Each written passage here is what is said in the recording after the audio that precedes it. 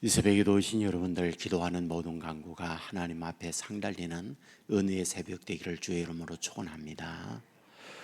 본문 2절 말씀에 보면, 인자야 너는 얼굴을 예루살렘으로 향하여 성소를 향하여 소리내어 이스라엘 땅에게 예언하라, 이렇게 말씀을 합니다. 그러니까 하나님께서 에스겔을 통하여 예루살렘에 예언하라. 예언의 내용이 무엇이냐?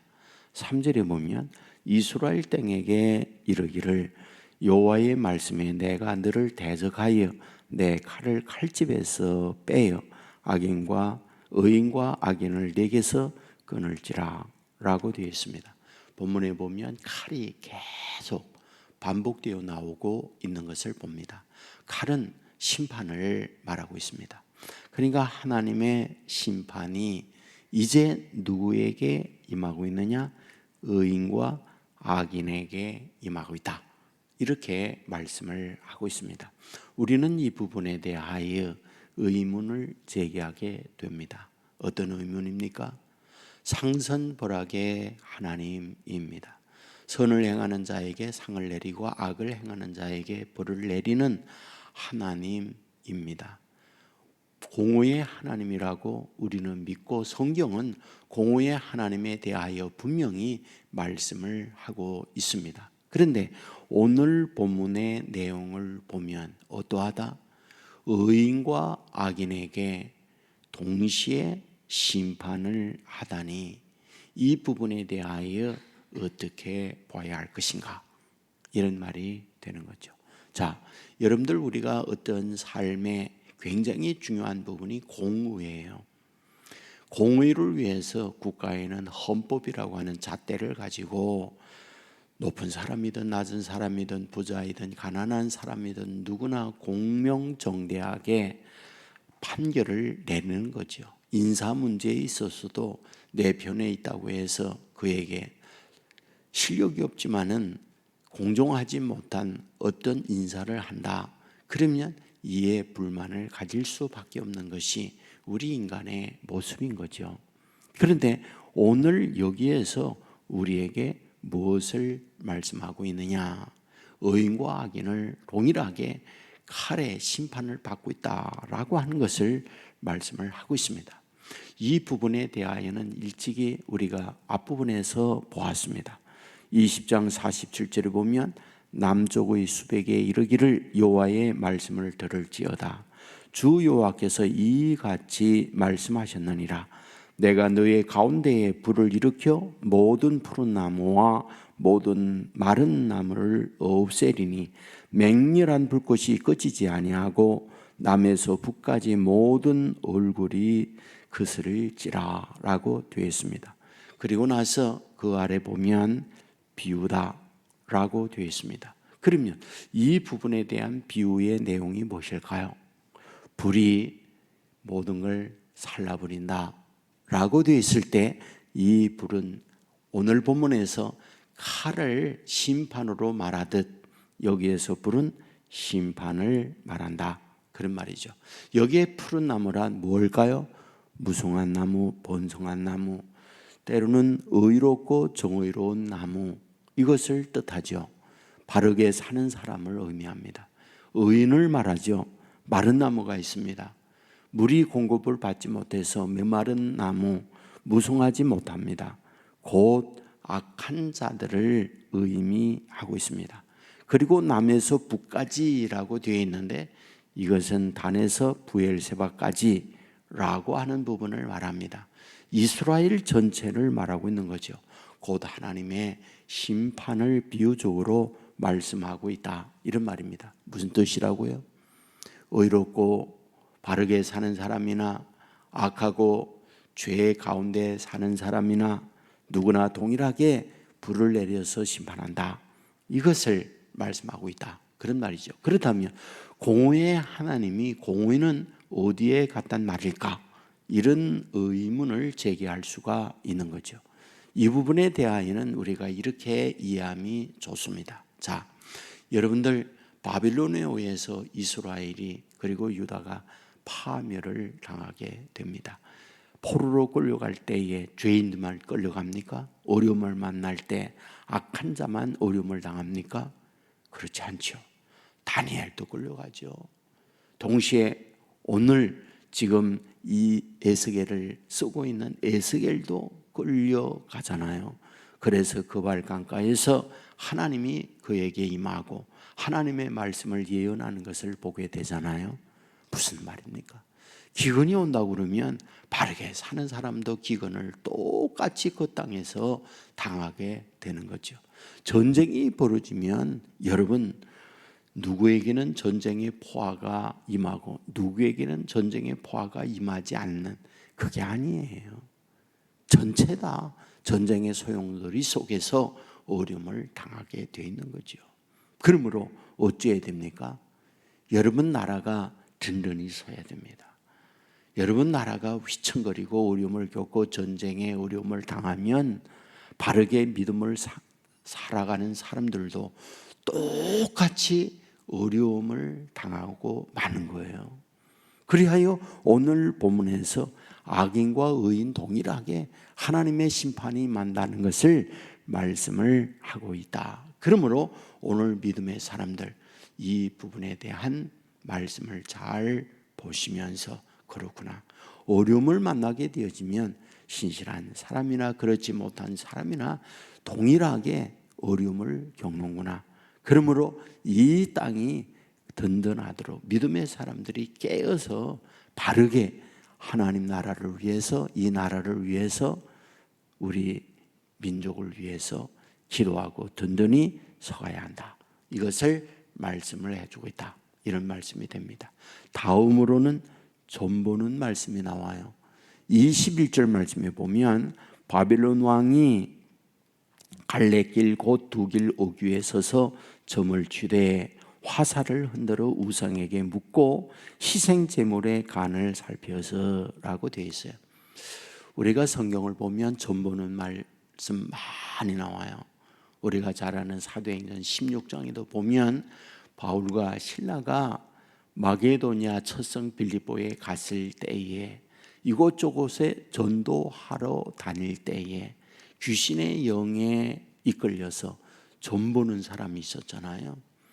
그리하여 나사렛 예수 이름으로 그 귀신을 쫓아내므로 말미암아 존보는 일을 하지 못하도록 만들고 그 주인이 고소를 해서 바울과 실라가 감옥에 갇혀서 매질당하고 어려움을 당하고 있을 때 하나님께 기도하고 찬양하자 지진이 일어나고 또한 옥문이 열리면서 벗어났던 사건 기억하고 있잖아요. 맞아요. 성경 곳곳에 보면 존보는 문제가 많이 나옵니다. 이상하죠? 오늘날도 존보는 것이 곳곳에 성행하는 걸 보고 있습니다. 간 내린 신점, 처녀, 학생, 존보는 사람, 곳곳에 보면 이런 간판, 이런 프랭카드가 써여 있는 것들을 보게 되잖아요. 탈북한 사람들이 북한에서 성행하는 사람들 중에 하나가 존보는 사람이라고 그러더라고요. 북한에도 존보는 사람들이 얼마나 많은지 모른다, 이렇게 말씀을 하고 있는 얘기를 들어요. 무슨 얘기입니까?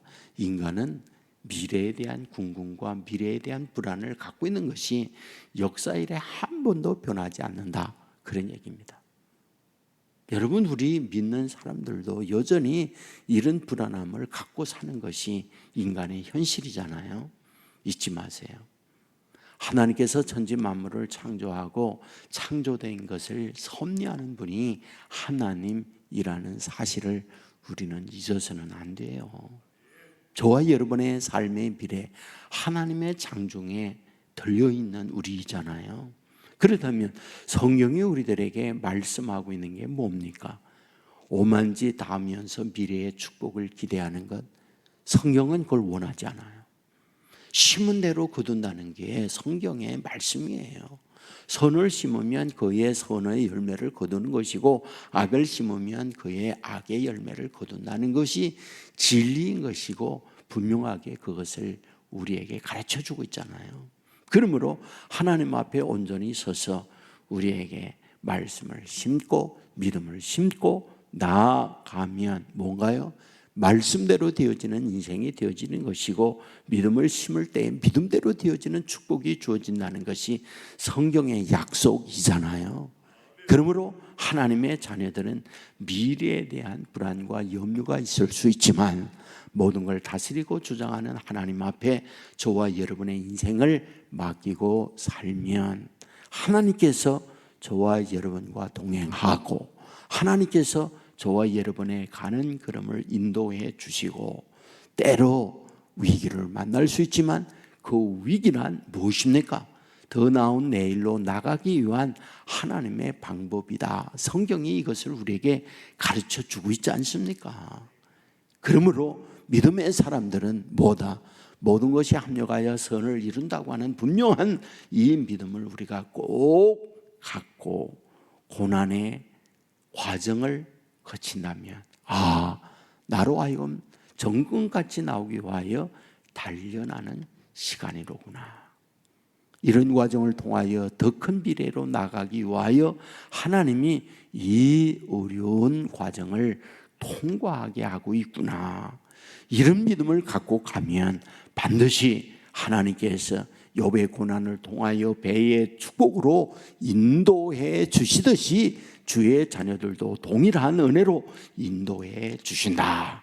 여러분은 이런 믿음을 가지고 오늘 이 새벽에도 기도하고, 오늘 우리에게 주어져 있는 삶에 주님과 동행하고 주의 인도 속에서 이 놀라운 은혜에 참여하는 저와 여러분의 삶이 되기를 주의 이름으로 축원합니다. 은혜로우신 아버지 하나님, 감사합니다. 잠든 우리를 깨워주시고 주의 전에 나와 말씀을 들으며 하루를 출발하게 하시니 감사합니다. 에스겔 21장의 말씀을 보았습니다. 아버지의 어려움을 당하게 되어질 때 기근은 의인이나 악인에게 동일하게 겪게 되어지는 것이고, 전쟁을 만나게 되어지면 누구나 다 그 전쟁의 포화 속에 어려움을 겪게 된다는 걸 가르쳐 주었습니다. 주여, 원없는 것은 믿음의 사람들 깨어 어려움을 물리칠 수 있는 하나님의 사람들 되게 하여 주옵소서. 이 나라 이 민족의 미래 믿음의 사람들로 인하여 주의 인도받는 나라가 되게 하여 주옵소서. 인간은 불안하기 때문에 미래를 점치는 불안한 인생살이를 하고 있는 걸 봅니다. 믿음의 사람들 아버지 앞에 기도하고 아버지 앞에 의지함을 통하여 아버지 하나님의 인도받는 자녀들 되게 하여 주옵소서. 창조하고 창조된 모든 것을 다스리며 이 땅 위에 우리를 보내주시고 이 땅 위에 삶을 주장하는 아버지 하나님 앞에 내 인생을 맡김으로 말미암아 임마누엘 되시는 하나님, 우리와 동행하는 하나님의 인도받는 자녀들 되게 하여 주옵소서. 말씀이 우리를 다스려가게 하시고 믿음이 우리를 주장함으로 말미암아 말씀대로 되는 복된 인생 되게 하시고, 내 믿음이 거도다 내 믿음대로 될지어다 주의 인도받는 자녀들 되게 하여 주옵소서. 기도하는 주의 종들로 인하여 성령 충만한 교회가 되게 하옵소서. 질병이 치유되는 교회 되게 하옵소서. 두려움이 다음대로 바뀌어지는 교회가 되게 하여 주옵소서. 미련한 우리가 지혜로운 성도들 되는 교회 되게 하옵소서. 다툼과 갈등이 있는 곳에 우리로 인하여 화해와 평화를 만들어내게 하여 주옵소서. 불안하여 떨고 있는 인생들에게 믿음의 사람 우리로 인하여 강하고 담대한 삶을 살아가도록 도와주시옵소서. 아버지 하나님이여, 오늘도 어디에 뭘 하든지 주님이 함께하여 주옵소서. 중요한 결정을 내려야 합니까? 하나님이 가르쳐 주옵소서. 암담한 환경에 놓여 있습니까? 빛 대신 주님이 가는 길 인도하여 주옵소서. 우리의 삶의 현실이 어렵고 공고하다 할지라도 시냇가에 씻는 나무가 시절을 쫓아 과실을 맺는 것처럼 축복의 열매를 맺는 성도들 되게 하여 주옵소서. 병상에 있는 자녀들이 있습니다. 찾아가 주시옵소서. 일으켜 세워 주옵소서. 자녀들의 미래를 하나님이 맡아 주시옵소서. 드려지는 헌금이 싸우니 받아주시기 원하오며 한없는 하나님의 은혜를 가정 위에 베풀어 주옵소서. 예수님 이름으로 기도드리옵나이다. 아멘.